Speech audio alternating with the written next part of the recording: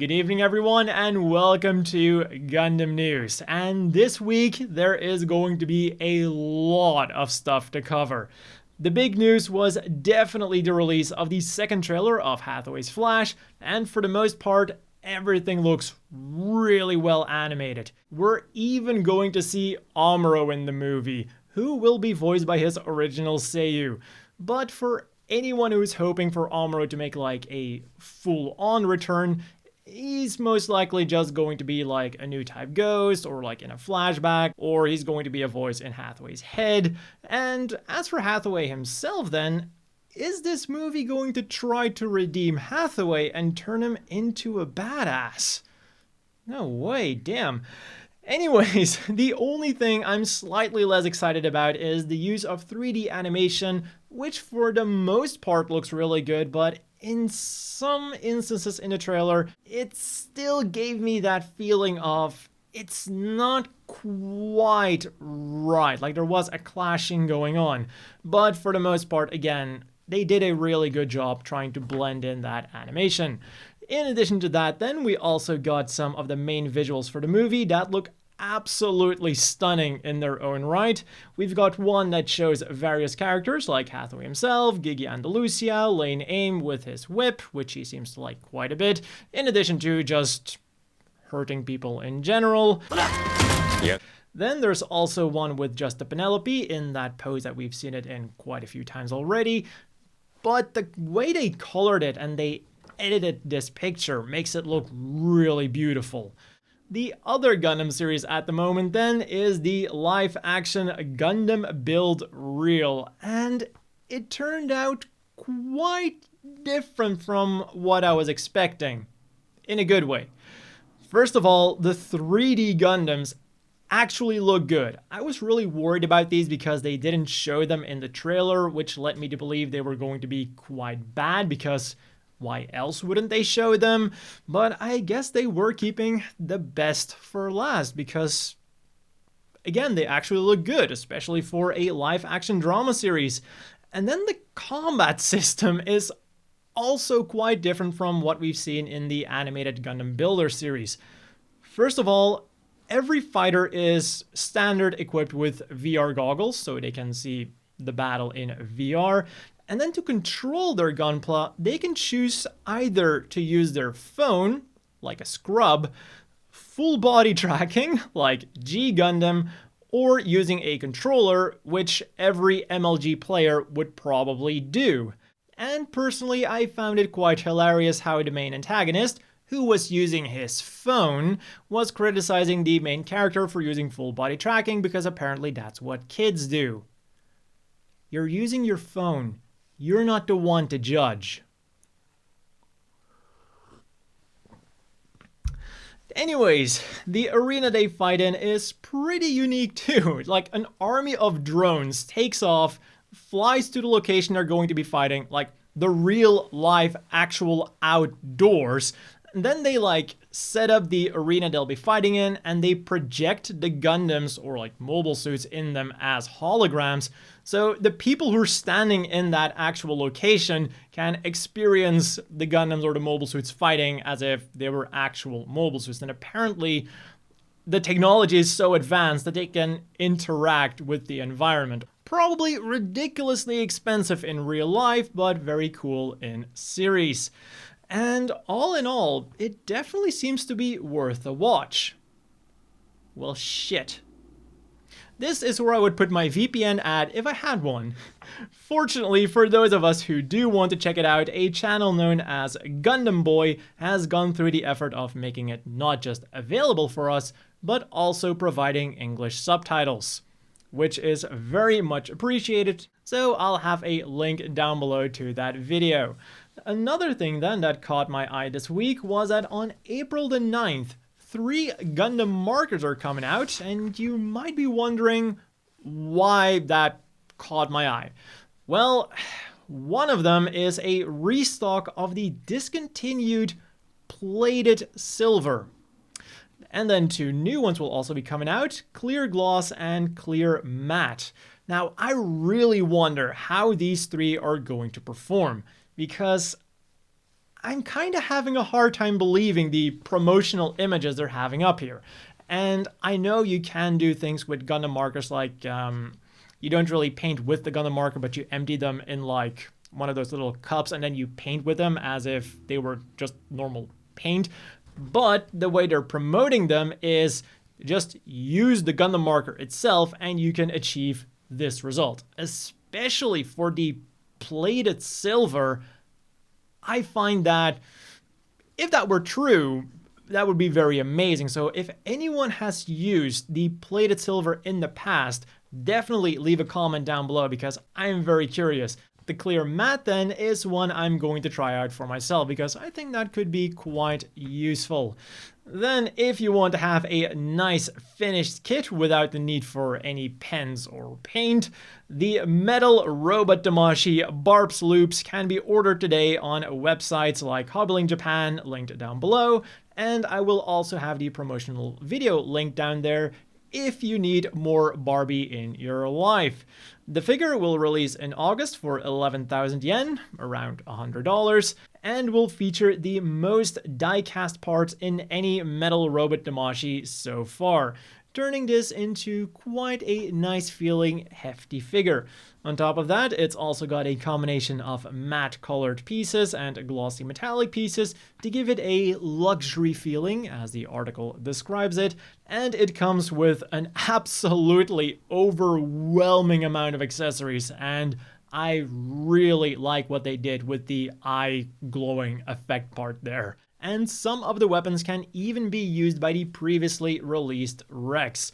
So considering the price of the average normal robot Damashii, for $100, we're getting a lot here, and I think this thing is going to be selling like hotcakes. On the same day then, pre-orders open for the GGG Kamille Bidan figure, which will release in late October for 14,850 yen and can be displayed with one of 3 head options: no helmet, helmet closed, and helmet open. Although I would recommend you to not go with one of the helmet parts because I feel that they make him a bit more feminine than the non-helmet variant, which then might result in this figure trying to shoot you while you're sleeping. Over at P Bandai then, pre-orders went live for the metal-built Crossbone Gundam X3 for a wallet-crushing 28,600 yen, or like $270, $280. It's a good thing it comes with a lot of accessories like the Muramasa Blaster, Beam Zanber, Buster Gun, the iconic hook and scissor shield, and even a stand modeled after the Elagorella mobile armor. And not only does it serve as an action base for the thing, but it's even got like the battle damage on it from one of the fights from the manga. So you can also replicate that first battle that it was in. And to make things even more impressive, the face and chest skull can open without parts forming, and the arms were also newly designed for this figure. Currently, it is slated for an August release if you're interested. What is a bit more interesting for me then are 2 flavors of Advance of Zeta Reboot styled Barzams. We've got a Titans colored one and we've got a Neo Zeon colored one, which also looks pretty damn good.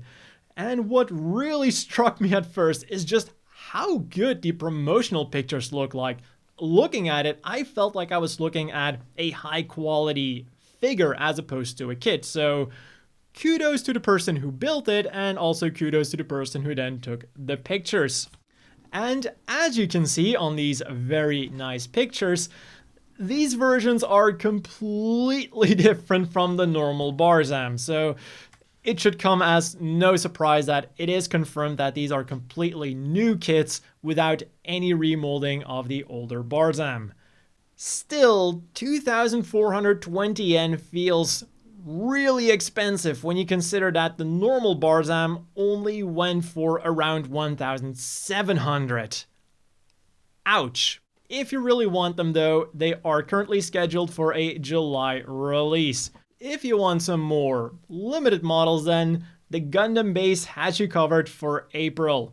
For 9,900 yen, or just shy of triple digits US, we're getting the Master Grade Freedom Gundam 2.0 Silver Coating version, or as I'm going to call it, the shiny face shift down version. And judging by the image, it's not going to be a mirror finish that attracts fingerprints like no tomorrow, but it's going to be more of a frosty finish. For $4,620, wow. For $4,620 and then, or around $45, we can get the clear-colored real grade new Gundam. And while I am usually nicer about like clear model kits that have an inner frame because there's actually something to show off there, I would like to draw your attention to those giant pegs that are now visible on the funnels. Oof. Then for 1,430 yen, there is the SD Gundam X Standard New Gundam vs. Sazabi set clear color version. You know what they say, if you've got nothing nice to say, just say nothing. So I'm just going to move right along. For 2,750 yen, like 25-ish dollars, we have the Hello Kitty and Zaku SD Gundam Cross Silhouette. Again, clear color. Just the thing I've always been missing in my life, a clear colored fusion of a Zaku and Hello Kitty. In all seriousness though, with the black background, I like this way more than I thought I would, but still not necessarily something I need to get right now. This week's big release then was the metal build F91 Chronicle version that came with very unique proportions, a metric ton of weapons, a price tag to match, and it's sold out everywhere. What you can still get then this week is the Gundam Gunpla Package Art Collection Series 7 Wafers. So you can eat away your sorrow with some chocolate or coffee. In other news then, the full-scale moving Gundam has gone from being a mobile suit to being a pat labor, or a pat suit, if you will. On April the 1st, very fitting, it was announced that the RX-78-2 was appointed as Ambassador for Traffic Safety by the Kanagawa Prefectural Police. In case anyone thinks that this is like an extensive April Fool's joke, they have done things like this in the past. Like, I remember many years ago, Gundam also had something going on with the firefighting department. Also on April the 1st then, Bamco began the Gunpla recycling project, and their plan was to establish, well, their plan is to establish the first plastic model circle of life. They will be placing leftover runner collection boxes at about 190 Bamco and Namco stores, and the collected runners will then be turned into Ecopla. And judging by the picture that they're using, which is from the old high-grade Zaku 2, which was a previously released Ecopla, I'm afraid that they're just going to be re-releasing the Ecoplas we already had, as opposed to turning some modern Gunplas into Ecopla, although I would really like to see some modern kits being turned into Ecoplas, because essentially what Ecopla means for us is we're basically just getting an all-black version of that mobile suit, which is always a nice thing. Additionally, they will also be doing research on other ways to recycle plastic, and parts that cannot be recycled as Ecopla will be used for other ends, such as producing energy by thermally recycling them. I don't know how that works, but it sounds pretty cool. Because at the end of the day, reducing plastic waste is definitely something Japan has to work on. Also, while the article doesn't say anything about plastic dinosaurs, they do show us a picture of them, which I hope means that they will be making Ecopla dinosaurs. Which then means that they are recycling the remains of dinosaurs back into dinosaurs. On to the big Gundam Café news for this week then, because, believe it or not, there's no apparel news for this week. Crazy. For the main Gundam Café restaurant, they will now be showing new Gundam pilot Retsuden animated shorts, which are newly made movies featuring either Amuro Ray, the Char's Counterattack one, Kamille Bidan, Benager Lynx, Uso Ewin, Domon Kashu, Hiro Yui, Loranta Hack, or Kira Yamato. And the schedule for which movie plays when will be displayed on the Gundam Café homepage. But then, at the Gundam Café Zeon Diner, they introduced the new Bato Ito System, or in full, the Battle Eating System. So what does this mean? Well, you are now part of the Zeon forces and you have to fight off the Federation forces. To do this, you have to order food, and each dish has a certain amount of BP or Bato Ito points.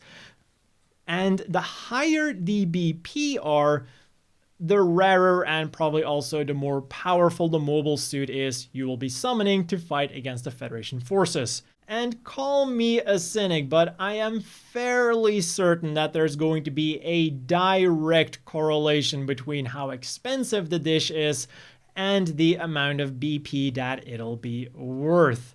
To visualize the battle then, a new monitor is installed so everyone can enjoy how the battle is going. And going by the pictures shown here, it seems that the models for the mobile suits are taken directly from Gundam Battle Operation, because that looks very damn familiar. And then there is also a new operator for the game called Zelinda Koch. And well, that is all we have time for today. As always, a big thank you to the Patreon supporters. I hope everyone watching has a great day, and I'll see you all next week with more Gundam news.